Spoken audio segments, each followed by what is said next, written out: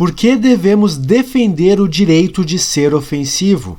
Texto de Roger Scruton, filósofo e escritor inglês, publicado originalmente na BBC Magazine, tradução do Blog Cético e narração de Alisson Augusto.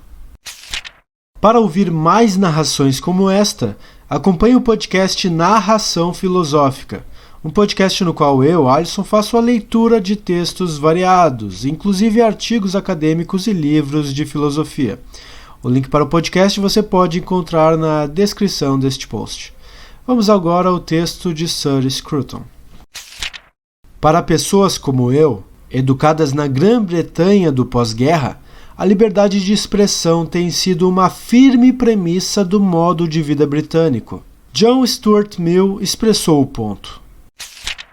O mal peculiar em silenciar a expressão de uma opinião é que isso rouba a raça humana, a posteridade, bem como a geração existente, aqueles que discordam da opinião ainda mais do que aqueles que a defendem. Se a opinião é certa, eles são privados da oportunidade de trocar o erro pela verdade. Se errada, eles perdem um benefício tão importante, a percepção mais clara e a mais viva impressão da verdade, produzida por sua colisão com o erro. Esta célebre frase não é a última palavra sobre a questão, mas é a primeira palavra e foi, durante a minha juventude, a opinião vigente de todas as pessoas educadas. A lei, acreditávamos, iria proteger os hereges, os dissidentes e os que duvidam contra quaisquer punições concebidas para intimidar ou silenciá-los, pela simples razão de que a verdade e o argumento são sagrados e devem ser protegidos contra aqueles que procuram suprimi-los. Além disso, a opinião pública estava inteiramente do lado da lei, pronta para envergonhar aqueles que assumissem o direito de silenciar seus adversários, qualquer que seja o assunto em discussão, e por mais extremas ou absurdas que fossem as opiniões expressas. Tudo isso está agora mudando. Nos termos do ato religioso e racial de 2006, é crime incitar o ódio contra grupos religiosos e raciais. Incitar o ódio é uma expressão tanto carregada quanto indefinida. Estarei eu incitando ódio contra um grupo religioso ao criticar suas crenças abertamente, em termos francos e sem reservas? Sob os termos do ato, eu teria que usar palavras e comportamentos ameaçadores e também ter a intenção de incitar ódio. Mas ofender é razão para condenar alguém de um crime? A visão inglesa robusta costumava ser que a resposta correta para palavras ofensivas é ignorá-las ou respondê-las com uma repreensão. Se, em último caso, invocássemos a lei, seria para proteger aquele que ofende e não aquele que é ofendido. Agora, ao que parece, é tudo o contrário. Na época dos ataques às Torres Gêmeas, muitos expressaram seu choque com o assassinato gratuito de 3.000 pessoas inocentes, culpando a doutrina do Islã pela perversão dos criminosos responsáveis. Imediatamente, uma nova palavra entrou no discurso público: islamofobia. O fanatismo religioso dos que tinham voado contra as Torres Gêmeas e a chamada islamofobia de quem os criticou foram ambos representados como crimes, dificilmente distinguíveis em sua destrutividade. O principal objetivo de futuras medidas políticas, estava claro, deveria ser o de assegurar que nenhum dos dois crimes fosse cometido novamente. A pressão aumentou para que se proibisse a islamofobia por lei, e de certa forma é o que o ato religioso e racial tem tentado fazer. Ed Miliband prometeu que um futuro governo trabalhista faria da islamofobia um crime de ofensa agravado e, enquanto isso, as consequências para um funcionário público, um policial ou um professor de serem acusados deste erro são sérias ao extremo. Isso nos leva de volta para o que John Stuart Mill tinha em mente. Não é a mentira que causa a maior ofensa, mas a verdade. Você pode suportar insultos e abusos quando sabe que esses são falsos. Mas, se os comentários que o ofendem são verdadeiros, sua verdade torna-se um punhal na alma. Você grita mentira com toda a sua voz e sabe que deve silenciar quem os profere. Isso é o que aconteceu no caso da islamofobia. Os muçulmanos na nossa sociedade são frequentemente vítimas de preconceito, abuso e agressão, e esta é uma situação angustiante que a lei se esforça para remediar.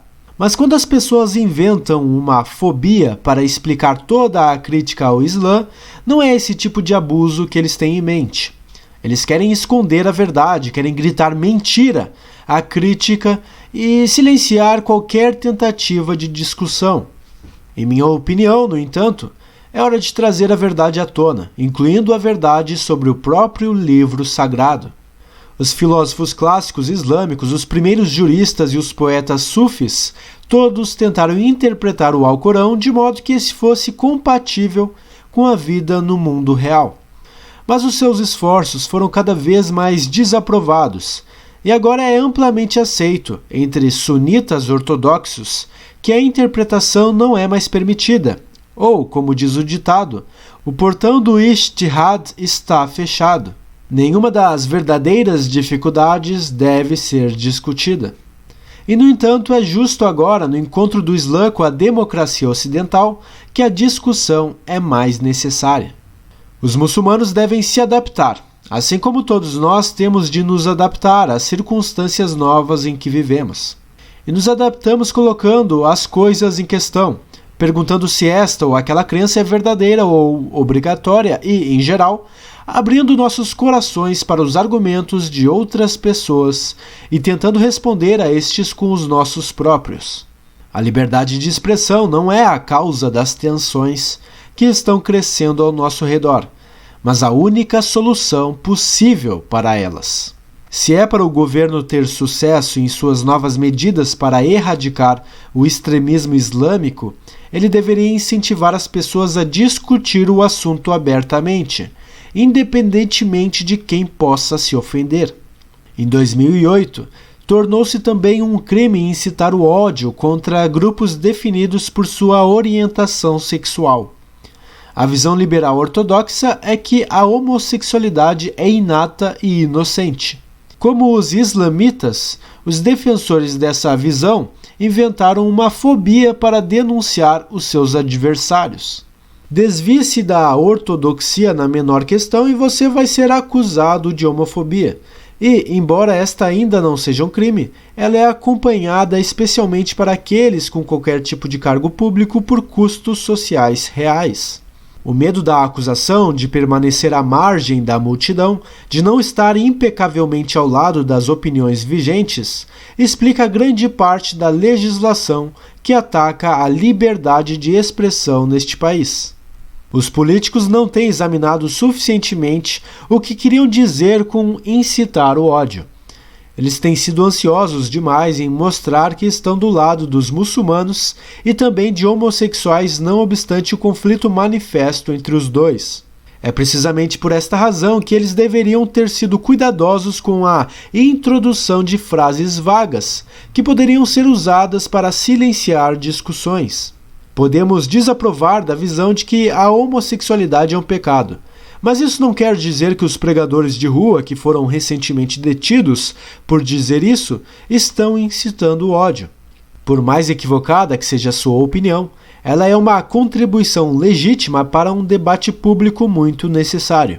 Um debate que agora não vai ocorrer, tão feroz é a condenação daqueles que se desviam da opinião permitida. Qual, então, deveria ser o papel da lei em policiar o fórum do debate público? Parece-me que a lei não deve criminalizar opiniões que ofendam, mas proteger aqueles que as expressam. No entanto, na era da internet, da multidão do Twitter e mídias sociais, é cada vez mais difícil para a lei intervir. O abuso e a perseguição rapidamente tornam-se generalizados e anônimos, evitando toda punição e culpa. Um exemplo recente ilustra o que eu quero dizer. No decurso de uma conferência científica na Coreia, o professor Sir Tim Hunt, biólogo prêmio Nobel, disse que quando meninas estão presentes em um laboratório de pesquisa, você se apaixona por elas, elas se apaixonam por você e quando você as critica, elas choram. Como resultado da subsequente caça às bruxas, Sir Tim foi forçado a renunciar do seu cargo de professor na University College London. A Royal Society, dos quais ele é um membro colaborador, veio a público com uma denúncia e ele foi deixado de lado pela comunidade científica. Uma vida inteira de notável trabalho criativo terminou em ruína. A visão ortodoxa hoje é que o sexo é, em todos os aspectos, irrelevante na busca de uma carreira científica. Eu não sei se essa visão é verdadeira, embora eu duvide que seja, e claramente Sir Tim também não a endossa completamente. Como eu iria descobrir quem está certo? Certamente considerando os argumentos, pesando as opiniões concorrentes na balança da discussão racional e incentivando a livre expressão de ideias heréticas. Isso é o que a liberdade de expressão é, e porque a lei tem a intenção de protegê-la. A verdade surge por uma mão invisível dos nossos muitos erros, e tanto o erro quanto a verdade devem ser protegidos. O herege, no entanto, está agora exposto à intimidação pública e ao abuso em uma escala inconcebível antes da invenção da internet. Claro, avançamos um pouco desde os tempos da Idade Média. Não é o homem que agora é assassinado, mas apenas seu caráter. Mas o efeito é o mesmo. A discussão livre está sendo suprimida em todos os lugares, de modo que nunca saberemos quem está certo, os hereges ou aqueles que tentam silenciá-los. E aí pessoal, tudo bem com vocês? Então esse foi mais um episódio aqui do Narração Filosófica. Espero que vocês tenham gostado dessa breve reflexão de Sir Roger Scruton, um grande filósofo aí da vertente conservadora britânica que lida com estética, fala sobre questões relativas à beleza e também ele ganhou alguma influência no âmbito da política. Mas eu gostaria de saber de vocês, o que vocês gostaram, o que vocês acharam ruim desse raciocínio, enfim, deixe seus comentários e vamos trocar um papo aí em diferentes plataformas. Não sei onde vocês estão ouvindo aqui o podcast da Narração Filosófica, mas estou sempre aberto aí para trocar um papo sobre qualquer conteúdo que eu venho a oferecer aqui, a narrar, a trazer para vocês, enfim. E se vocês estão gostando deste formato de divulgação de filosofia, espero que vocês possam considerar apoiar meu trabalho, então acessando meu site alisonaugusto.com.br, na seção de apoio, onde você pode me apoiar por diferentes formas. Espero que você dê uma olhada lá e descubra então uma forma de me incentivar a produzir mais deste tipo de conteúdo de filosofia. Então eu vou ficando por aqui, espero que possa me acompanhar no próximo episódio. Então até mais, forte abraço.